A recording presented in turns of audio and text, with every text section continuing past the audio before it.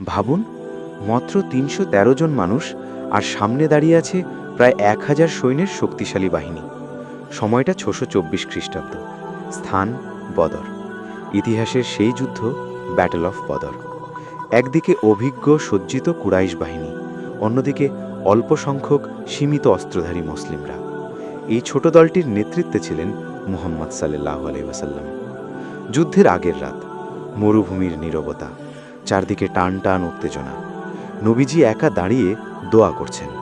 তিনি 2 হাত তুলে কাঁদছেন। তিনি বলছিলেন, হে আল্লাহ, আজ যদি এই ছোট দলটি ধ্বংস হয়ে যায়, তবে পৃথিবীতে তোমার ইবাদত করার কেউ থাকবে না। তিনি এতক্ষণ ধরে দোয়া করছিলেন, এত কান্না করছিলেন যে তার চাদর কাঁধ থেকে পড়ে যায়। তখন তার পাশে এসে দাঁড়ালেন আবু বকর রাদিয়াল্লাহু। তিনি চাদর তুলে দিয়ে বললেন, ইয়া রাসূলাল্লাহ, যথেষ্ট হয়েছে, আল্লাহ অবশ্যই সাহায্য করবেন। অলৌকিক সাহায্য।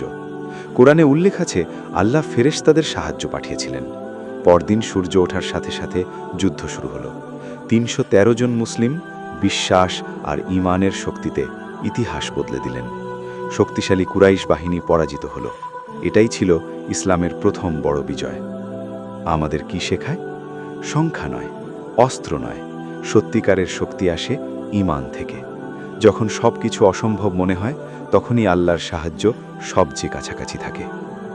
এই ছিল বদরের সেই অবিশ্বাস্য রাত, যেখানে কান্না বদলে গিয়েছিল বিজয়ে।